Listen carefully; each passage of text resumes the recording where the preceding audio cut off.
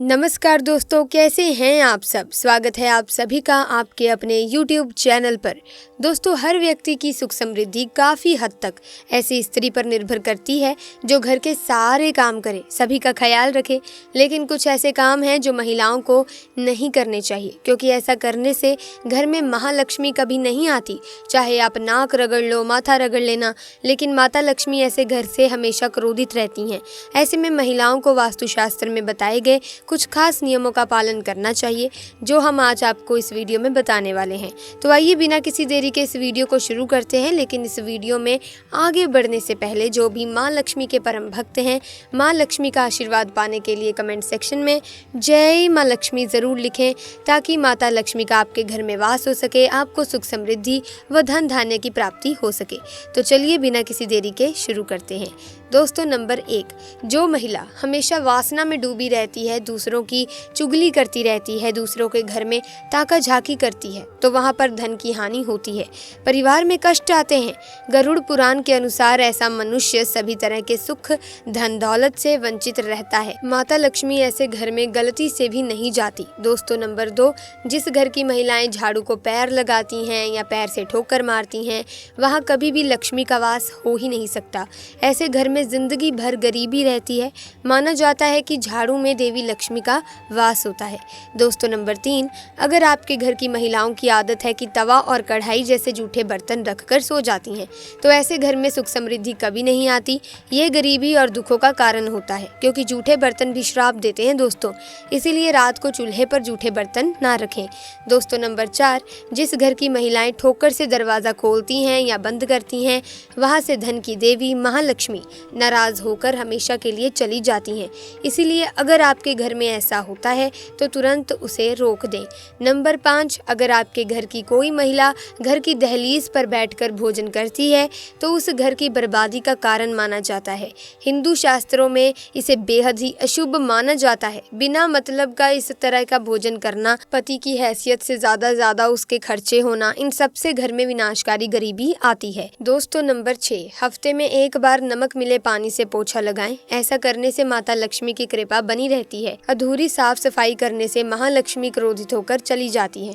दोस्तों, नंबर 7, जिस घर की महिलाएं रात या शाम को झाड़ू लगाती हैं, उस घर में कंगाली अवश्य आ जाती है। इसीलिए इस आदत को छोड़ दें। माता लक्ष्मी नाराज हो जाती हैं, क्योंकि ये समय माता लक्ष्मी के आराम करने का है। दोस्तों, नंबर 8, अगर घर की महिलाओं को देर तक सोने की आदत हो तो वो घर और परिवार जल्दी नष्ट होने लगता है। देर तक सोना और सुबह उठना अपने पति और उसके परिवार और ससुराल वालों के लिए असफलता का कारण बनता है। माता लक्ष्मी इनका साथ कभी नहीं देती। नंबर 9, जो महिलाएं सुबह जल्दी उठकर अपना आंगन साफ नहीं करती, ऐसे घर में देवी लक्ष्मी कभी प्रवेश नहीं करती। घर की महिलाओं को सुबह उठने के बाद आंगन में पानी छिड़कना चाहिए और थोड़ा सा गंगा जल छिड़कना चाहिए और घर साफ रखना चाहिए। ऐसे घर में माता लक्ष्मी प्रवेश करती हैं। जिस घर में गंगा जल से छिड़काव होता है, वहाँ देवी लक्ष्मी समस्त देवी देवता अवश्य वास करते हैं। दोस्तों, जो मनुष्य सच्चे दिल से माता लक्ष्मी को पुकारता है तो माता रानी उसके घर सदैव जाती है।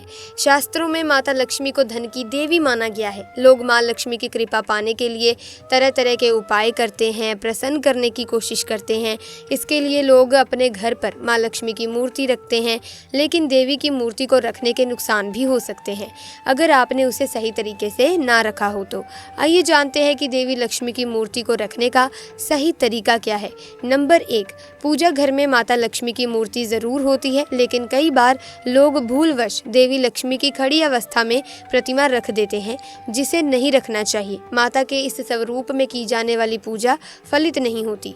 नंबर 2, पुराणों के अनुसार देवी लक्ष्मी चंचल होती है, इसीलिए कभी भी उनकी खड़ी अवस्था में मूर्ति रखने पर वो उस स्थान पर ज्यादा देर तक नहीं टिकती है। हमेशा घर पर माता लक्ष्मी की बैठी हुई प्रतिमा को ही रखना चाहिए। नंबर 3, माता लक्ष्मी का वाहन उल्लू होता है और उल्लू भी चंचल स्वभाव का होता है, इसीलिए देवी लक्ष्मी की मूर्ति कभी भी उल्लू पर बैठी हुई अवस्था में नहीं रखनी चाहिए। नंबर 4, अधिकतर घरों पर माता लक्ष्मी की मूर्ति भगवान गणेश जी के साथ रखी दिखाई पड़ती है। इस तरह से रखना गलत है। दरअसल माता लक्ष्मी भगवान विष्णु की पत्नी है, इसीलिए माता लक्ष्मी की मूर्ति के साथ विष्णु जी को रखना चाहिए। नंबर 5, भगवान गणेश और माता लक्ष्मी को सिर्फ दीपावली के दिन ही एक साथ रखना चाहिए। दिवाली के दिन घर पर सुख समृद्धि लाने के लिए माता लक्ष्मी और भगवान गणेश जी की एक साथ पूजा करनी चाहिए। नंबर 6, माता लक्ष्मी की मूर्ति को कभी भी दीवार से सटाकर नहीं रखना चाहिए। वास्तु में इसे दोष की तरह देखते हैं। मूर्ति और दीवार के बीच दूरी बनाकर रखनी चाहिए। नंबर 7, वास्तु के अनुसार पूजा घर और उनमें रखी देवी देवताओं की मूर्ति को सही दिशा में रखना बेहद जरूरी होता है। देवी लक्ष्मी की मूर्ति को हमेशा उत्तर दिशा में रखना चाहिए, तभी शुभ फल की प्राप्ति होती है। नंबर 8, कई लोग अपने पूजा घर में देवी लक्ष्मी की एक से ज्यादा मूर्ति और तस्वीरें रखते हैं, जिसे शास्त्रों में वर्जित माना गया है। दोस्तों, कहा जाता है कि महिलाओं को समझना बहुत ही ज्यादा मुश्किल का काम है, क्योंकि महिलाएं हमेशा से ही पुरुषों के लिए किसी पहेली से कम नहीं होती। एक महिला को हम बहन, माँ, दादी, पत्नी और दोस्त के किरदार में देखते हैं और वो अपने हर किरदार को बखूबी निभाती भी हैं। ऐसे में हम ये जानते हैं कि महिलाओं की सुंदर लहराते हुए बाल न सिर्फ उनकी खूबसूरती को निखारते हैं, बल्कि ये उनके अच्छे भाग्य को भी दर्शाते हैं। समुद्रिक शास्त्र में महिलाओं के बालों की बनावट और उनके बारे में संपूर्ण जानकारी मिलती है। बालों की बनावट, रंग के आधार पर ही उनके स्वभाव की पहचान की जाती है। किसी भी महिला के बालों को देखकर उस महिला का व्यक्तित्व और स्वभाव का पता लगाया जा सकता है। लेकिन महिलाओं में चिंता की बात तब होती है जब उनके बालों की बनावट गलत हो। शास्त्रों में ऐसे बाल शुभ नहीं माने जाते। तो चलिए जान लेते हैं। दोस्तों, नंबर 1, सबसे कम बाल और बेजान और पतले बाल। ज्योतिष शास्त्र में माना जाता है कि जिन महिलाओं के कम और पतले बाल होते हैं तो उन्हें कई सारी परेशानियों का सामना करना पड़ता है। ज्योतिष शास्त्र में महिलाओं के टूटे हुए बाल शुभ लक्षण नहीं होते। ऐसी महिलाएं जहां भी जाती हैं उस घर में कामयाबी जल्दी प्राप्त नहीं हो पाती। ऐसे बाल वाली महिलाएं किसी बीमारी से भी ग्रसित होती हैं।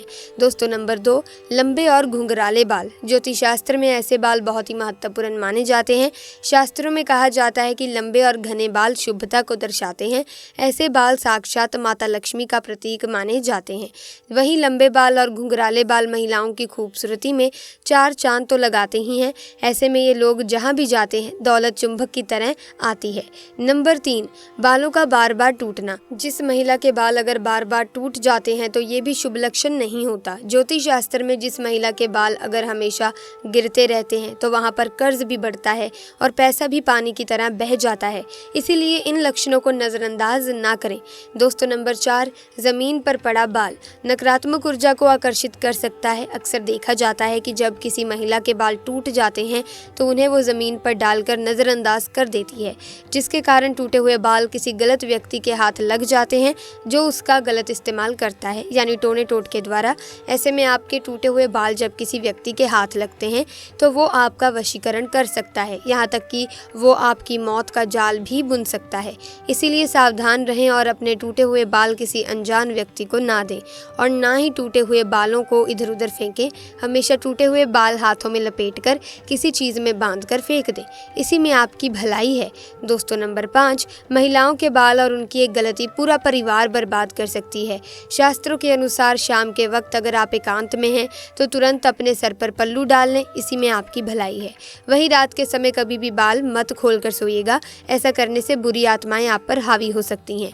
तो दोस्तों, उम्मीद है आपको आज की वीडियो अच्छी लगी होगी। अगर हाँ तो वीडियो को लाइक करें, शेयर करें और चैनल को सब्सक्राइब करके बेल आइकन को प्रेस करना ना भूलें, ताकि आने वाले वीडियोस की अपडेट आपको मिलती रहे।